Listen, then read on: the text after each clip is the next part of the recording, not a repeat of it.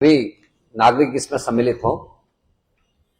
और भारतीय जनता पार्टी ने जो नागरिक संहिता, समान नागरिक संहिता यहां लागू की है,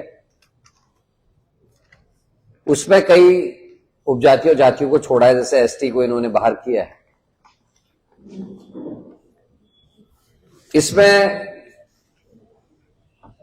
जो हमारी संविधान की अनुच्छेद 44 है, उसका पूरी तरीके से उल्लंघन है। कई किस्म की चीजें इसमें दिक्कतें, दुश्वारियां हैं। और आज की इस प्रेस वार्ता में हम भाग 3 जो इसका है, उसकी धारा 378 से 389 तक की जितने भी उपधाराएं हैं, उनके ऊपर हम आज फोकस कर रहे हैं। भारत की देव संस्कृति और उत्तराखंड की खासकर संस्कृति अलाउ नहीं करती कि हम अपने परिवार के लोगों को बिना विवाह के किसी के संग सहवासी संबंध बनाने की इजाजत दें। यह अति गंभीर मुद्दा तब ज्यादा हो जाता है जब सरकार और उससे जुड़े हुए संगठन एक धर्म विशेष के लोगों को तो बोलते हैं आप पॉलीगमी कर रहे हो, आपके यहां 4 विवाह हैं इत्यादि हैं, आप उसको रोकने के लिए कानून बनाते हैं। और दूसरी तरफ इस भाग 3 की जो धाराएं हैं, उसके तहत आप प्रदेश के सारे लोगों को पॉलीगमी की छूट देने की तैयारी कर रहे हैं। 15 दिन के आप नोटिस के बाद आप विवाह विच्छेद कर सकते हैं, मतलब आप अपना संबंध तोड़ सकते हैं। रजिस्ट्रार के यहां जाना है और एक एप्लीकेशन देनी है और 15 दिन के अंदर आपकी छुट्टी। आपको रजिस्ट्रेशन ऑनलाइन कर लेना है, वो आप किसी भी साइबर कैफे से कर सकते हैं, उसकी कोई ऑथेंटिसिटी नहीं। मूल निवास की बात जिस प्रदेश में उठ रही हो, वहां 1 साल रहने पे आपको नागरिक मान लिया जाएगा। और आप जो है 1 साल अगर आपको रहते हुए लगातार उत्तराखंड में हो गए हैं, तो आप किसी से भी लिव इन रिलेशनशिप पर रजिस्ट्रेशन करने के लिए आपको छूट है। इसमें जिस तरीके की धाराएं हैं, जो हमारी परेशानियां हैं, उसको लेकर उत्तराखंड कांग्रेस कमेटी और उसके सहयोगी, उसमें महिला कांग्रेस मुख्य रूप से हमारे संग सम्मिलित है। अन्य प्रकोष्ठों को भी हमने कहा है 20 तारीख को हम विधानसभा के बाहर एक धरना दे रहे हैं और उसमें इसके विरोध में कांग्रेस पार्टी अपना प्रदर्शन करेगी। साथ में हमने जिला, ब्लॉक, नगर, न्याय पंचायत स्तर पर एक ये फॉर्म भेज रहे हैं, जिसको भरकर पारिवारिक जन जो हैं हमारे कार्यकर्ताओं के साथ बैठकर इस पर चर्चा करके इसको भरेंगे और अपनी सहमति असहमति जताएंगे। और इसका डाटा जैसे आएगा उसको भी, और हमने डिजिटल भी इसको जारी कर रहे हैं, जिसको हमारे अमरजीत सिंह जी टैकल कर रहे हैं। हमारे आईटी विभाग भी उसको देखेगा और उसमें भी जो आंकड़े आएंगे उनको हम आपके सामने प्रस्तुत करेंगे। आज हमारे बीच में इस विशेष मुद्दे को आप सबसे बातचीत करने के लिए हमारे एडवोकेट साहब यहां हैं। मैं चाहूंगा वो अपना परिचय भी दें और उसके बाद वो आपको इसमें संबोधित करेंगे। धन्यवाद जी। आदरणीय अध्यक्ष जी श्री करम महाराज जी, राजेश महाराज जी, हमारे गोगी भाई जो कि जी महिला कांग्रेस अध्यक्ष जी, हमारे कॉलेज के समय से हमारे बड़े भाई और मेयर प्रत्याशी भाई वीरेंद्र पोखरियाल जी, नवीन जोशी जी, भाई अमरजीत सिंह जी और जितने भी वरिष्ठ कांग्रेसी में पुराने देखा आपसी सुजाता पॉल जी, जितने भी मैं बाकी वरिष्ठ कांग्रेसी देख रहा हूँ, बहुत पुराने मैम को देख रहा हूँ, जब एक्टिव है बहुत पुराने समय से। हम भी कांग्रेस विचारधारा के ही हैं, बस थोड़ा सा जुडिशरी की तैयारी करने के लिए थोड़ा ब्रेक सा लेके सक्रिय नहीं थे।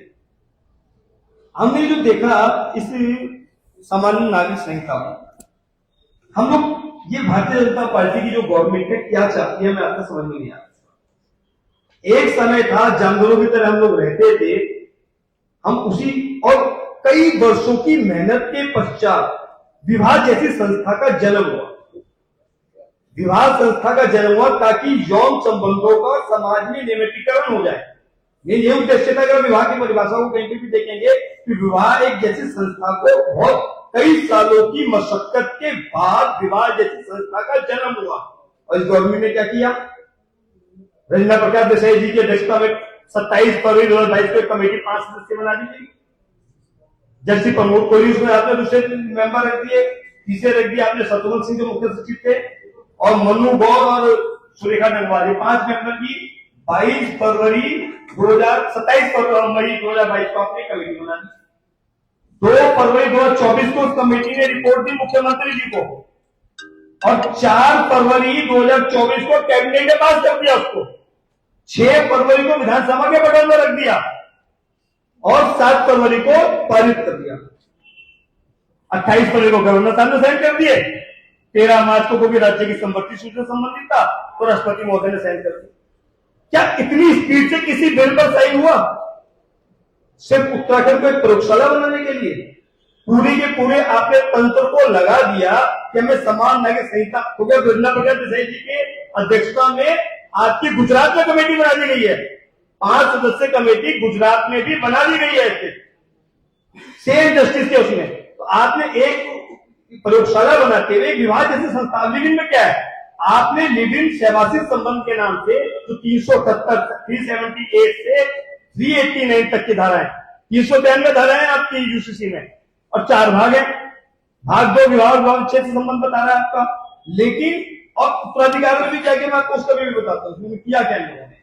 जो 378 से 389 तक की आपकी धाराएं हैं, इसमें सहवासी संबंध के लिए आपने कर दिया कि कोई भी उत्तराखंड, यदि कोई राज्य सरकार का कर्मचारी है या लेट या कोई ओएनजीसी में बंगाल का व्यक्ति भी आ जाएगा, उसे एक साथ नहीं लगूंगा, वो नेक्स्ट डे ही आप लिविंग का रिलेशनशिप आपका रजिस्ट्रेशन करा सकते हैं। और उसके पश्चात थोड़ा दूर रखें। अच्छा, और उसके पश्चात आपने उन धाराओं में किया गया जो विवाह से आपको अधिकार मिल रहे थे, सारे के सारे अधिकार मिल रहे। मैं अक्सर कहता हूं कि जो अब जो जनरेशन चल रही है वो बड़ी अलग जनरेशन चल रही है। हम वो जनरेशन है, पहले अपने माँ बाप से डरते थे, आजकल अपने बच्चों से डर रहे हैं। तो मान लो किसी का बच्चों पे कंट्रोल नहीं है और उसका लड़का या लड़की लिविंग में चला जाता है, मान लो कोई लड़की को लिविंग में लेके आ गया, पूरी प्रॉपर्टी में आपने उसको राइट दे दिया, भरण पोषण का राइट दे दिया उस लड़की को आप लोगों ने। जो आजकल लोग, और सबसे बड़ी समस्या क्या है, आपको गौर किस चीज में करना चाहता। आज भी देखिए एक व्यक्ति ने बताया, डिफेंस को लेके लड़के ने आत्महत्या कर ली। क्यों कर ली? आपके एक तरफा कानूनों को लेके। आपको समराइज उसको उसकी वो करनी चाहिए कि आपको भी लोग आत्महत्या क्यों कर रहे हैं, कोई कानून क्यों है। आपने किया क्या? ये 392 धाराओं का एक ले किया। अब वसीयत पे क्या किया आपने? वसीयत पर जो साइबर कैफे वाला है ना, आपको सेंटर वाला, सीएससी सेंटर वाला, वो वसीयत को निष्पादित कर सकता है। वसीयत लागू कब होती है?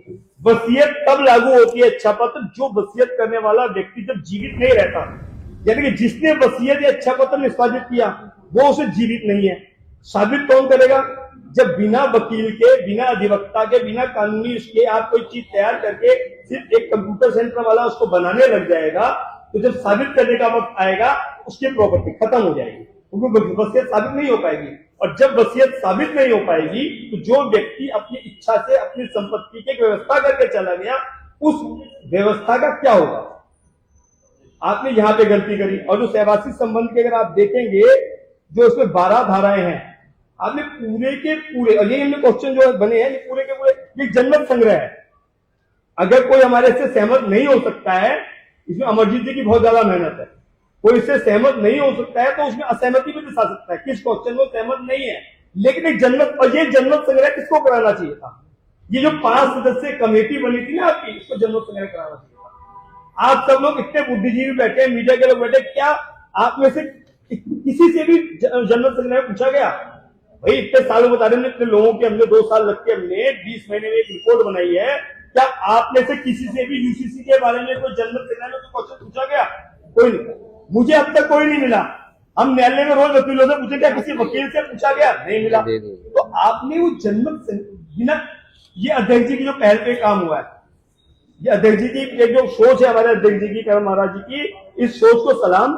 इन्होंने एक जनमत संग्रह कराया जो मुख्यमंत्री और सरकार को कराना चाहिए था। क्या वे कानून बना रहे हैं? उसमें पब्लिक की जनमत संग्रह, पब्लिक क्या चाहती है? क्या पब्लिक लिविंग में रहना चाहती है? आज की सबसे बड़ी समस्या क्या है? आप बेंगलोर वगैरह में चले जाएं, मेट्रो सिटी के बच्चे विवाह जैसी संस्था से दूर हो रहे हैं। वो विवाह जैसी संस्था से दूर क्यों हो रहे हैं, उसका उपाय देखना चाहिए था कि परिवारों में टूटन क्यों आ रही है। हम उस परिवार की इकाई को तोड़ने की, उसको जोड़ने की जगह हमने उन्हें एक रास्ता दिखा दिया। अच्छा, आप शादी पे विश्वास नहीं है, चलो आप लिव इन में चले जाओ। और विवाह विच्छेद का एक नियम है, अगर आप तलाक के लिए कभी आप जाते हैं कि तलाक अपवाद है, विवाह नियम है। यानी कि अगर आप तलाक लेने जाते हैं तो रेट टू रेट केस में तलाक मिलेगा, आपको साबित करना पड़ेगा। लेकिन यहाँ पे क्या है, आप लिव इन में जा रहे हैं, जब आपका मन है आप चले गए, और जब आपका मन है आप लिव इन से बाहर निकल गए। एक लिव इन के बाद आप दूसरी लिव इन में भी जा सकते हैं, उस लिव इन से तीसरे में चले गए। दूसरा, अब आपने एक नया हुआ उत्तराखंड अनिवार्य विवाह रजिस्ट्रेशन अधिनियम 2010 था, उसमें जिन लोगों ने अपना विवाह रजिस्ट्रेशन करा दिया वो दोबारा क्यों एक्नॉलेजमेंट कराने आपके पास जाएंगे?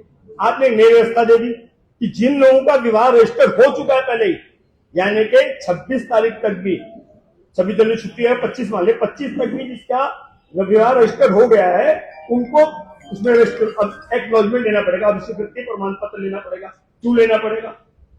आपने ब्लॉक स्तर पे सब रजिस्ट्रार, जो सब रजिस्ट्रार की अपॉइंटमेंट की उन्होंने वो दी है, वो ब्लॉक स्तर के अधिकारी पे भी दे दी है। तो क्या वो ब्लॉक स्तर का अब एक चीज आपने ऑन नहीं करी कि जो विवाह शून्य हो गया है या जो तलाक हो गया है, पहली बार सुनना है कि तलाक को, एक बार तो कानूनी लड़ाई लड़ी तलाक के लिए, फैमिली कोर्ट के जज ने, यानी कि बड़े जज ने जो आपकी वो दे दी, उसको रजिस्टर कराने आपको कहां आना पड़ेगा? सब रजिस्ट्रार के पास। एक तलाक होने के बाद आप उसको रजिस्टर क्यों कराना चाह रहे हैं?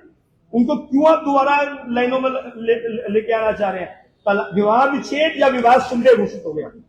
अगर विवाह शून्य घोषित हो गया, बाकी आप देखिए कॉपी पेस्ट है, इंडियन सक्सेशन एक्ट को, हिंदू सक्सेशन एक्ट को पूरा आपने कॉपी पेस्ट कर दिया, हिंदू मैरिज एक्ट को आपने कॉपी पेस्ट कर दिया। एक आपने लिव इन रिलेशनशिप को इसमें जबरदस्ती क्यों जोड़ा? या आपने आरएसएस की सोच को, जो आरएसएस की सोच है, आपने उस आरएसएस की सोच को इसमें लेके आ गए। वरना आप देखिए परिवार को जोड़ने की नीयत किसकी है? हमसे जब वसुधैव कुटुंबकम की बात करते आए हैं ना, हमारा तो परिवार को जोड़ने का सदैव से काम रहा। आपने परिवार को तोड़ने के लिए एक लीगल रिलेशनशिप ले आए, एक सब रजिस्ट्रार बिठा दे जिसको कुछ नहीं पता, वो जज के ऑर्डर को वो वेरीफाई करते हैं, उसको रजिस्टर करेगा तलाक को। तो ये सब जो चीजें हैं, इन्हीं के हमने जनरल संग्रह के लिए ये बनाया है। और 3 को आप एक्सप्लेन, तीन को ना, भाग 3 को एक्सप्लेन। जो भाग 3 है मैं इसको पूरा क्लियर कर देता हूं, मैं आपको एक्ट के माध्यम से भी कर देता हूं। जो भाग 3 में जो है 12 धारा है, 378 से 389 तक। अभी आप सब इस एक्ट को आए 27 तारीख को, नियम है ना, अभी भी ये किताबें यानी नियम नहीं आई। पहले तो किताब छापने वाले कह रहे थे भैया हम छाप देना, छाप दें, कि ऐसा ना हाई कोर्ट और सुप्रीम कोर्ट से एक्ट उड़ जाए। अभी भी नियमावली छप कर नहीं आई आपकी, कोई आप लास्ट मूवमेंट में आप नियमावली लेके आए। एक्ट जब आपने ले आए थे तो नियमावली को थोड़ा लेट क्यों किया आपने? और अब उस जो एक्ट आया है आपका भाग 3 के में ये तो प्रोटोकॉल के खिलाफ हो जाएगा।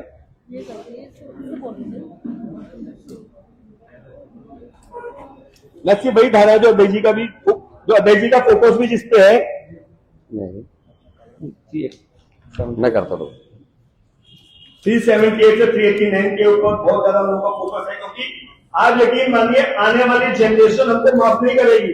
जब परिवार टूटेंगे, आपको लिविंग के जोड़े मिलेंगे, बैंकॉक जैसा शहर आप बनाना चाहते हैं, तो मैं देवभूमि को एक प्रयोगशाला के रूप में आपने जो किया है, 378 में सहवासी संबंध के सहवासियों द्वारा कथन का प्रस्तुतिकरण।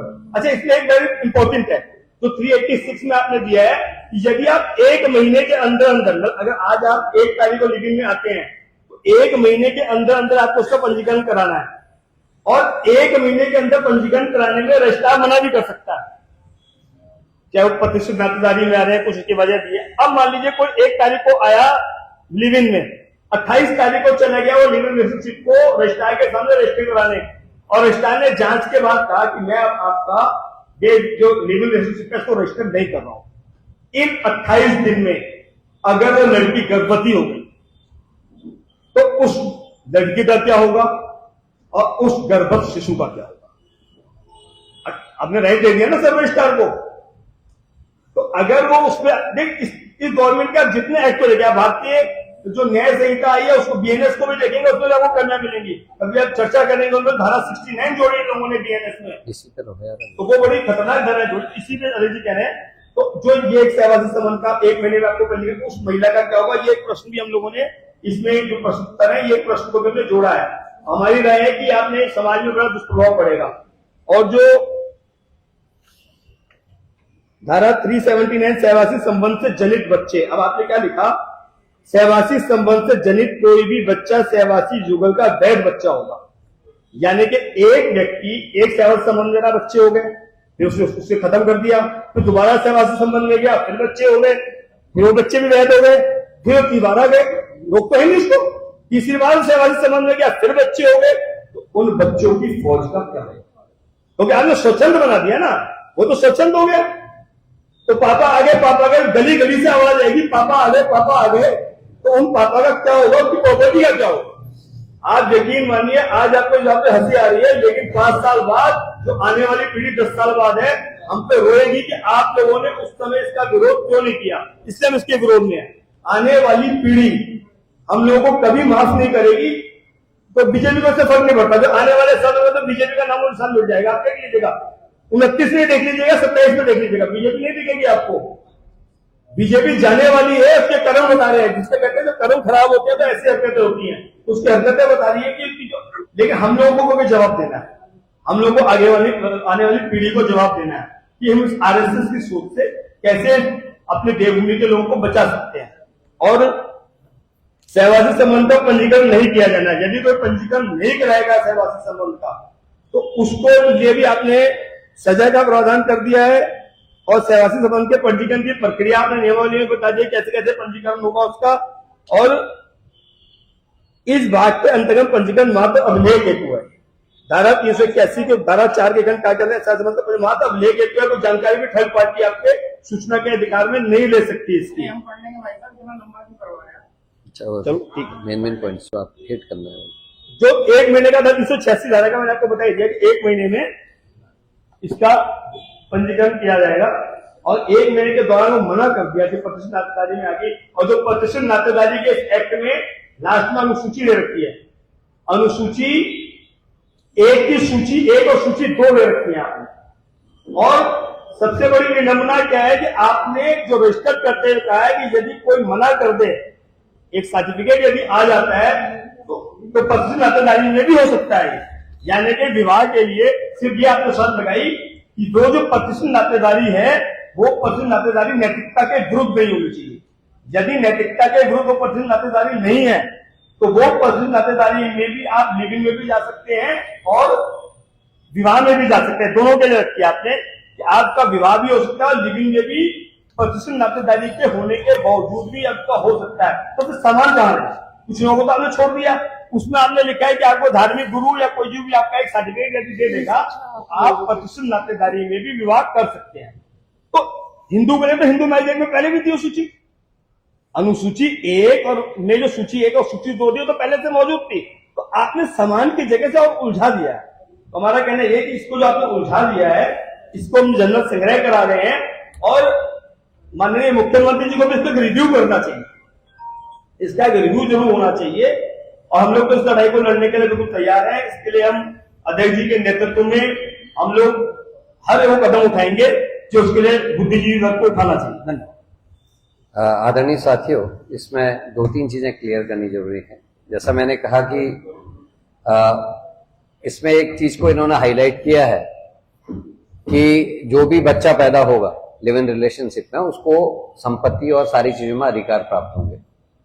लेकिन अगर आप देखें कानून में ये व्यवस्था पहले भी है, अगर किसी महिला से कोई बच्चा पैदा होता है, उसका वो फादर है, तो ये कानून में पहले से उल्लिखित है कि अगर वो बच्चा साबित हो जाता है डीएनए टेस्ट से या किसी भी चीज से तो उसको वो सारे अधिकार प्राप्त होंगे। तो इसमें कोई नई चीज नहीं है। लेकिन जो सबसे गंभीर विषय है कि क्या उत्तराखंड का कोई परिवार या भारत का कोई परिवार इस चीज के लिए सहमत है कि वह अपने बच्चों को, अपने परिवार के सदस्यों को बिना विवाह के संबंध बनाने की सहवासी संबंध बनाने की इजाजत देगा। और ये जो हम जनमत संग्रह कर रहे हैं इसी को लेकर, और इससे जो जटिलताएं उत्पन्न हुई उसको लेकर कर रहे हैं। और आश्चर्य इस बात का है कि आज ये मेरी दूसरी प्रेस है। इससे पहले भी जब इन्होंने इसको लागू किया था तो वो भी की थी, लेकिन अभी तक बीजेपी के किसी भी प्रवक्ता ने या बीजेपी की सरकार ने लिव इन रिलेशनशिप में खासकर भाग 3 पे कोई टिप्पणी नहीं की है। मैंने अनुच्छेद 44 की बात भी की थी पिछली प्रेस में, उसमें भी बीजेपी के किसी प्रवक्ता का कोई अभी तक जवाब नहीं आया है, और भाग 3 पे भी कोई जवाब नहीं आया है। एक तरफ एक धर्म विशेष को आप 4 विवाह पे रोकने की बात करते हैं, लेकिन दूसरी तरफ पूरे समाज को आप उस ओर को धकेलने की कोशिश कर रहे हैं। जैसा हमारे एडवोकेट साहब ने भी कहा कि आप पंजीकरण कराइए, 2 महीने रहिए, 3 महीने रहिए, जितना रहना रहिए, मन नहीं आया तो आपने 15 दिन का नोटिस एक दिया, रजिस्ट्रार ने आपके अलग होने को हामी भर दी, उसके बाद आपने दूसरे से लिविंग रिलेशनशिप को जो है रजिस्टर कराया, फिर रह लिया, 3, 4, 5, 6 पूरे जीवन में कितनों के भी साथ रह सकते। तो ये हम समाज को किस ओर को धकेल रहे हैं। और ऐसी पार्टी जो अपने को सनातन धर्म का ध्वजरोहक बोलती है, हम सनातन धर्म की रक्षा करने वाले हैं बोलती है, धर्म की रक्षा करने वाले बोलते हैं, ये कौन से धर्म में ये सिखाया गया है, कहां की ये नैतिकता है? तो ये भारतीय जनता पार्टी की नैतिकता को दिखाता है। और इनका जो ड्वेल कलेक्टर है, जो इनका दोहरा चरित्र है, उसको ये यूसीसी का ये नियम भाग 3 जो है वो साबित करता है। एक तरफ माइनॉरिटी के लोगों को आप 4 शादी के लिए बदनाम करते हैं, उनके उस कथन, उस विवाह के सिस्टम के खिलाफ आप कानून बनाने की बात करते, कानून बनाते हैं। दूसरी तरफ आप पूरे समाज को पॉलीगैमी की ओर को धकेलने का काम कर रहे हैं, जिसमें वो इस चीज को लेके जाएंगे। अब मैं, क्योंकि हमारे बीच में हमारे विद्वान साथी सुजाता पॉल भी हैं, मैं चाहूंगा सुजाता जी जरूर इसमें कुछ हाईलाइट करें। धन्यवाद अध्यक्ष जी। मेरे सम्मानित मंच और पत्रकार बंधु, बहुत जरूरी है समझना कि जो चीज पूरे देश में लागू आप नहीं कर पा रहे, क्योंकि आप बहुत लोगों से बातचीत करनी है, आज उस विषय पर आप उत्तराखंड को प्रयोगशाला बना रहे हैं। आप एक धर्म विशेष को टारगेट करने के लिए किस प्रकार से हमारे समाज में जिस चीज से हम जिन कुरीतियों से, जिन बुराइयों से बाहर निकाल रहे थे, उसमें वापस धकेलने का काम कर रहे हैं। आपने यहाँ तक कह दिया है अपने कानून में कि जो ऑलरेडी लिव इन रिलेशनशिप में है वो इस एक और लिव इन रिलेशनशिप में नहीं जा सकता, तो वो आपको बता के जाएगा कि वो एक लिव इन रिलेशनशिप में है या नहीं। या आप ये चाहते हैं कि आप पूरे समाज को कंट्रोल करने की कोशिश में आप समाज में, जैसा अध्यक्ष जी ने कहा कि एक जने के साथ आज रहे और फिर उसको छोड़कर कल किसी और के साथ रहे, क्या ये किसी को भी मंजूर है? किसी भी महिला को मंजूर होगा? ये महिलाओं के बलिदानों से बना प्रदेश है। क्या किसी भी महिला को ये मंजूर होगा कि उसका पति आज उसके साथ रह रहा है और कल जाके किसी और के साथ रहे? अगर कोई डिवोर्स का केस भी हो रहा होता है तो लोग आज तक तो छुपाते रहे, इस बात को बाहर नहीं आने देते थे, क्योंकि ये बुराई है समाज की जिसे खत्म करना है। लेकिन अब अगर ये कानून का इम्प्लीमेंटेशन हो रहा है तो आप एक आदमी को कई महिलाओं के साथ अलग अलग समय पर रहने का अधिकार दे रहे हैं, जो कतई नहीं मंजूर है उत्तराखंड की किसी भी महिला को, किसी भी बेटी को उसका अत्याचार करने वाली सरकार सुन ले कि इसलिए विरोध कर रहे हैं हम, क्योंकि ये मंजूर नहीं कि हमारा अत्याचार हो, ये हमारा अत्याचार हो। आज आप यहाँ बैठे हैं, आपका उत्तराखंड है, क्योंकि हमारी माताओं ने बलिदान दिए, हमारी बहनों ने बलिदान दिए, उन बलिदानों को नहीं भूलेंगे। इसलिए आप सबके माध्यम से हम सरकार से कहना चाहते हैं कि महिलाओं का उत्पीड़न बहुत हो चुका, अब आपको ये अत्याचार बंद करना होगा, इस कानून को वापस लेना होगा। तो बोलो, आप बोलोगे कुछ? हाँ, कुछ एनीथिंग?